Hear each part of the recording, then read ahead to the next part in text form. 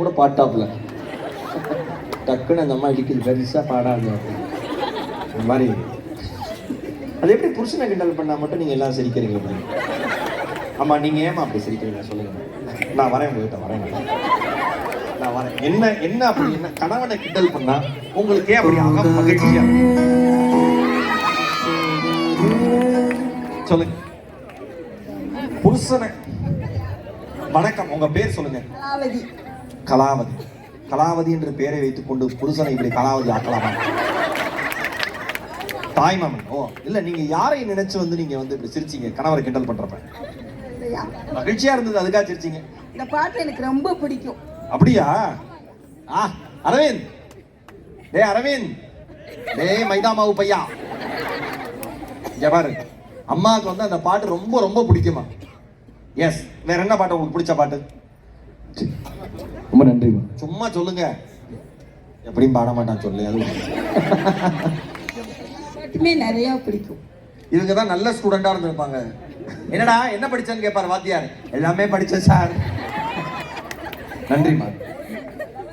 11th PUC பழைய காலத்துல. சரிம்மா. யாரை நான் டெய்லி பார்ப்பேன். வாரம் ஒரு தடவை தானே வரும். வாரம் ஒரு தடவை இருந்தாலும் அந்த வாரம் எப்போ போகும். ஆனா விஜய் டிவில ரிப்பீட் போட்டே இருப்பாங்க. அதான் அருவின்னு போற ஒரு படம் எடுத்து தண்ணி வத்துற வரைக்கும் போடுவாங்க இந்த ஆளு. ஐயோ ரெக்கார்ட் ஆகுதா எல்லாம்? உட்காரு.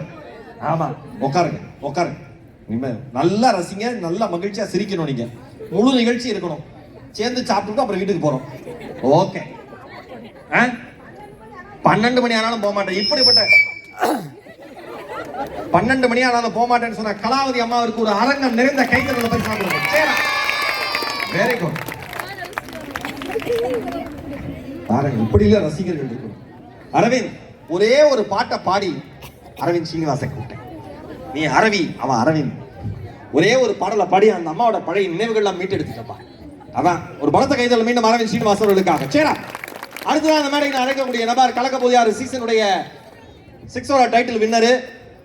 அதுக்கப்புறம் 7, 6, ஆமா 6ல பாலதானம் தான். அப்புறம் காமெடி ராஜா கலக்கல் ராணியோட டைட்டில் வின்னர், கலக்க போதியாறு சாம்பியன்ஸோட டைட்டில் வின்னர்.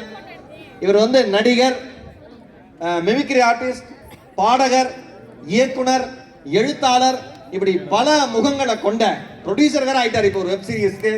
ஒரு பலத்த கைத்தட்டலோடு காமெடி கிங் TSK.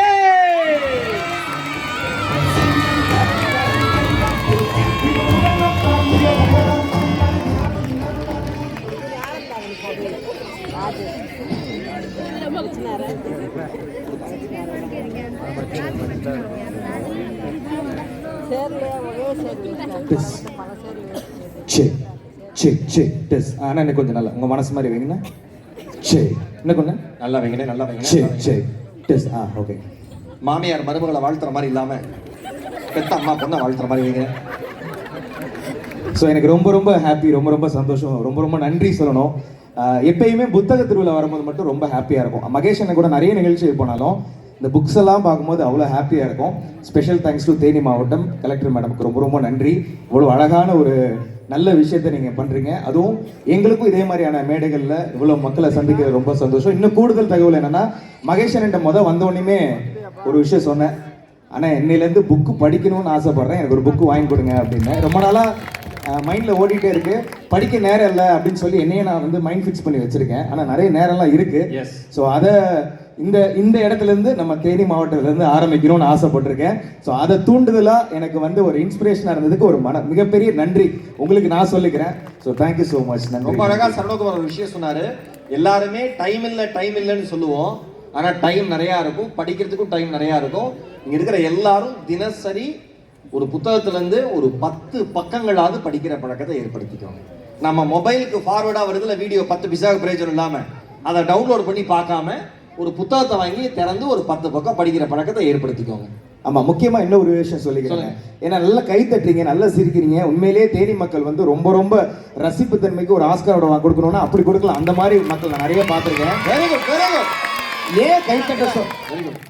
நேற்று சேலத்துல என்ன சொன்னாப்ல, அது தொழில் ரகசியம், சும்மா இல்லை என்ன விஷயம் நான் சொல்லிடுறேன். ஏன்னா இந்த கை தட்டுறது ஏன் அப்படின்னா, நாங்கள் பழைய ஜோக்கில் ஒன்று சொல்லுவோம். என்னன்னா, எங்களுக்கு கலைஞர்களுக்கு தேவை தங்கத்தட்டோ வெள்ளித்தட்டோ இல்லை, உங்களோட கைத்தட்டு தான் அப்படின்னு ஒரு விஷயம் சொல்லுவோம். அதை தாண்டி நீங்கள் விஜய் டிவியில் நிகழ்ச்சிகள் எல்லாத்துலேயுமே பார்த்துருப்பீங்க. எந்த நிகழ்ச்சியாக இருந்தாலும் கைத்தட்டுறதுன்னு ஆடியன்ஸ் உட்கார்ந்துருப்பாங்க. எல்லாம் எங்கள் குடும்பம் தான். ஆமாம், அது ஒரு கலக்க போவது யாராகட்டும், ஒரு சூப்பர் சிங்கர் ஆகட்டும், எந்த நிகழ்ச்சி இருந்தாலும் ஆடியன்ஸ்னு ஒருத்தவங்க உட்காந்துருப்பாங்க. பார்த்துருக்கீங்களா? நாங்கள் என்ன பண்ணாலும் பயங்கரமாக கைத்தட்டுவாங்க. நாங்கள் உள்ள வரோமா, மகேஷ் உள்ள வராரா, கைத்தட்டுவாங்க. பார்த்துருக்கீங்களா? அப்படிலாம் யாரும் தட்டினதே கிடையாது. நான் தட்டியிருக்கேனே. நான் வர முதல்ல தட்டியிருக்காங்க. ஏன் கை தட்டுறாங்க தெரியுமா? நாங்க பெர்ஃபார்மன்ஸ் பண்றோம்ல, அதுக்கு மட்டும் கை தட்டுறாங்கன்னு நினைக்கிறீங்களா? அதுதான் கிடையாது. ஒரு நாளைக்கு 500 ரூபாய் பேட்டா உங்களுக்கு. காலை அந்த மாதிரி பாக்குறோம். கை தட்டப்பெல்லாம் என்ன நினைப்பாங்க, எல்லாம் 500 அப்படி கிடையாது. அந்த மாதிரி நினைக்காம மனசு அண்ணன் சொன்னதுதான். கலெக்டர் மேடம் ஒரு நல்ல மரியாதை வச்சிருந்தாங்க என் மேல. அந்த சிந்தல ஆக்கிட்டு ஒரே ஒரு 500 ரூபாயில. சரி, ஓகே. ஆனா இப்ப எல்லாருமே சாம்பிள் காமிச்சாங்க. அதனால நான் பெர்ஃபார்மன்ஸே சாம்பிளை தான் வச்சிருக்கேன்றனால ஒரு சின்ன சாம்பிள் ஒன்று காமிச்சு. இவங்க வந்து ஒரு பழம்பெரும் நடிகை. இவங்க பழம்பெரும் நடிகை. ஆமா ஆமா. ஓகே. ஸோ அவங்க வாய்ஸ்ல இருந்து லைட். ஓகே. யாருன்றது சொல்லிடுறேன். சரோஜா தேவி அம்மா.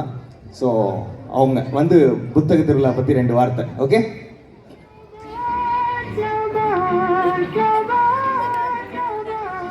இங்கே பாருங்க, இதுக்கப்புறம் கோபால்னு சொல்லிட்டேன் தானே நினைச்சீங்க?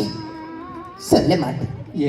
ஏன்னா கோபால்னு சொன்னாதான் சரோஜா தேவி வாய்ஸ் வருதுன்னு நிறைய பேர் நினைச்சிட்டு இருக்காங்க.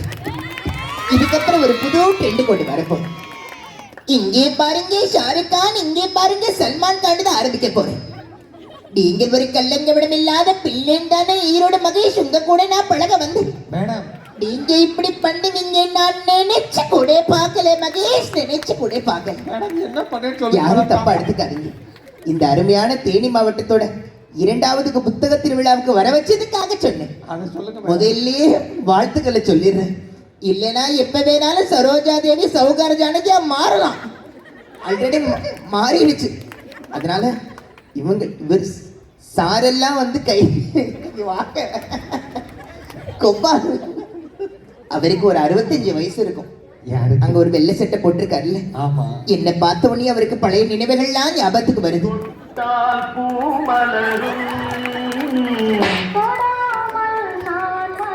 ஆனா அந்த மனுஷன் கூட எனக்கு கை தட்டல. இந்த குழந்தைங்களாம் இப்பதான் 6ஆப்பு படிக்கும் போல இருக்கு. இதுங்க அவ்வளவு அழகா கை தட்டுது. Thank you so much. Very good Saravana. Thank you. அடுத்ததா எங்க டீம்ல எல்லாருக்கும் பிடிச்ச ஒரு அன்பு உள்ளம் அவர். எப்படி வந்து இன்னைக்கு இருக்கிற ட்ரெண்டுக்கு தகுந்த மாதிரி தன்னை அப்டேட் பண்ணிக்கணும், நாங்க எல்லாருமே அவருக்கு லேர்ன் பண்ணிக்கிட்டே இருக்கோம். ரோபோ சங்கர் காம்பினேஷன்ல வந்தாரு. அப்புறம் தனித்தனியா 2 பேரும் பிரிஞ்சாங்க. ஆனா இன்றைக்கு ஒரு பிளாக் ஷீப்ங்கிற ஒரு மிகப்பெரிய யூடியூப் சேனலோட ஒன் ஆஃப் த ஃபவுண்டர், ஒரு வெர்சடைல் பர்சனாலிட்டி, நம்ம எல்லாருக்குமே பிடிச்ச சுட்டி அரவிந்த் அவர்களை ஒரு பலத்த கைத்தறலோடு மேடைக்கு வருமாறு அன்பு நினைக்கிறேன்.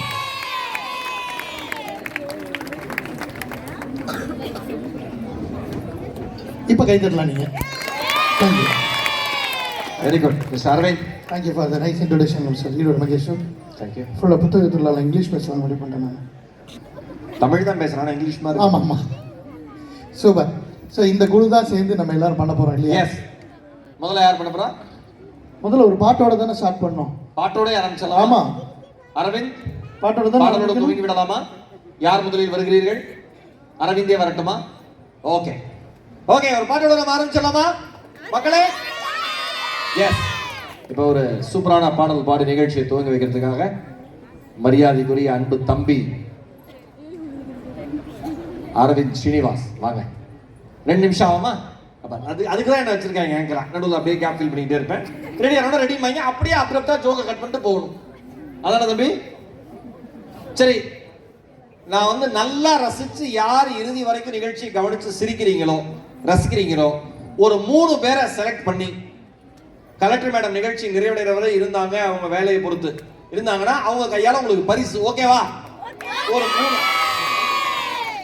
இந்த பின்னால இருக்கிற கும்பல் எதுக்குமே அசையாத போல உத்து உத்து பார்த்துக்கிட்டே இருக்கீங்க பயப்படுற மாதிரி. ஆமா, பின்னால இருக்கிறவங்க கண்டுக்க மாட்டேன்னு நினைக்காதீங்க. கேமரா இருக்கு, தனித்தனியா போட்டோ எடுக்க. நல்லா நல்ல ஈடு தெரிய சிரிக்கணும். புரியுதா? மன்னதாசன் ஐயா சொல்லுவாரு, வாழ்க்கையில எந்த மனுஷனை நம்பலாம்னா ஈறு தெரிய சிரிக்கிறவனை நம்பலாமா, மனசார சிரிப்பான அவன் தானா. நல்லா சிரிக்கணும் எப்பயுமே வாழ்க்கையில. சில பேருக்குலாம் சில ஊர்ல போய் ஜோக்கு சொல்லி முடிச்சோன்னா அப்புறமா செத்தலாமான் இருக்கு எனக்கெல்லாம், அண்ணே அப்புறம் கேட்கிறேன். அந்த மாதிரி இருக்கும். நல்லா சிரிங்க மனசு விட்டு. எந்த ஜோக்குன்னு ஆராயாதீங்க. ஒரே ஒரு விஷயம் சொல்றேன், தமிழ்நாட்டுக்காரங்களுக்கு மட்டும் இந்த பிரச்சனை உண்டு. ஒரு ஜோக் சொல்ல ஆரம்பிக்கிறப்ப இது அந்த ஜோக்கா இருக்குமோ, இது இந்த ஜோக்கா இருக்குமோ. இந்த படம் பார்த்தவங்க கூட படத்துக்கு போன ஒரு தலைவலி வரும் பாருங்க. படம் பார்த்தவன் பக்கத்துல இருந்தானா கவலைப்படாதீங்க இப்ப குத்திடுவான். இல்ல சார் சார் ஏன் டென்ஷன் ஆறீங்க, வெட்ட மாட்டான் சார். இப்ப இப்ப அந்த அம்மா வலிக்கு விழுந்துரும் பாருங்களேன். இப்ப சார் இப்ப பாட்டு வந்துடும், நான் போய் பாப்கார்ன் வாங்கிட்டு படமே பார்க்க விட மாட்டாங்க, இந்த மாதிரி பேச விட மாட்டாங்க, செக் பண்றேன். முடிஞ்சதாப்பா? சரி, அதனால சிரிங்க, ஆராயாதீங்க எந்த ஜோக்கையுமே. கேட்ட ஜோக்காவே ஒருவேளை வந்துருச்சுனாலும், ஈரோட்ல வந்து ஒரு புள்ள வந்திருக்கானே அது கரெக்ட். என் இதய தெய்வம் அருமை, சிரிச்சு வைப்போன்னு சொன்னாக்கா அப்படி சிரிச்சு வைங்க. ஒரு மேஜிக் ஷோ நடந்துச்சுன்னா ஃபாரின்ல அந்த மேஜிக் ஷோ பார்த்து என்ஜாய் பண்ணுவான். Wow what a show. ஒரு டேபிள் பறக்குதுன்னா ஏய் வாவ் அப்படின்னு கை தட்டுவாங்க. நம்ம ஊர்ல டேபிள் பறக்குதுன்னா கீழே குடிஞ்சு பார்ப்பான் எப்படி பறக்குது. அந்த மாதிரி அல்பத்தனத்தெல்லாம் கொஞ்சம் நேரம் ஓரம் கட்டி வச்சுக்கிட்டு மனசு விட்டு நாம நல்லா இருக்கணுங்கிறதுக்காக எல்லாரும் சிரிங்க. ஓகேவா? அரவிந்த் அவர்கள் ரெடியா? பாருங்க எப்படிலாம் கேப்பை ஃபில் பண்ண வேண்டியிருக்கு. வாங்க மிஸ்டர் அரவிந்த்.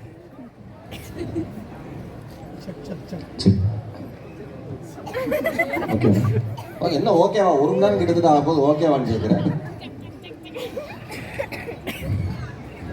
முதல் பாட்டு இசை புயல் அவரோட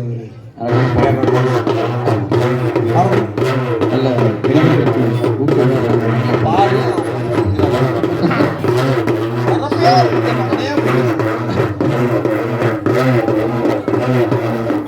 கூட்டம் சேர்ந்து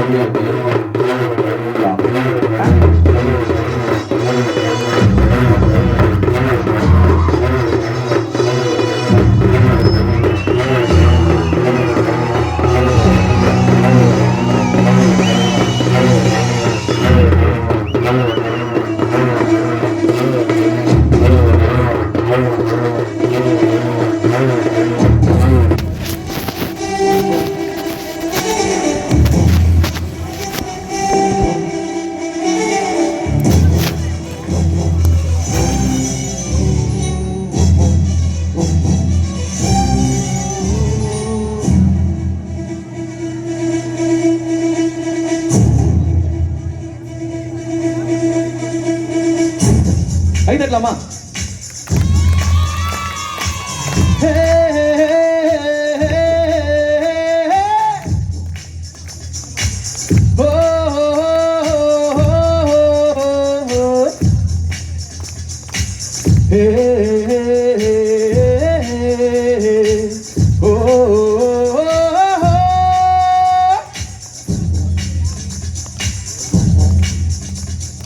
ஒருவன் ஒருவன் முதலாளி, உலகில் மற்றவன் தொழிலாளி, விதியை நினைப்பவனே வாடி, அதை வென்று முடிப்பவன் அறிவாளி. ஒருவன் ஒருவன் முதலாளி, உலகில் மற்றவன் தொழிலாளி, விதியை நினைப்பவனே வாடி, அதை வென்று முடிப்பவன் அறிவாளி. பூமியதல்ல ஆயுதம் எனக்கு, பூப்பறிக்க கோடரி எனக்கு, பொன்னோ பொருளோ போர்க்களம் எனக்கு, ஆசை துறந்தான் அகிலம் உனக்கு. ஒருவன் ஒருவன் முதலாளி, உலகில் மற்றவர் தொழிலாளி.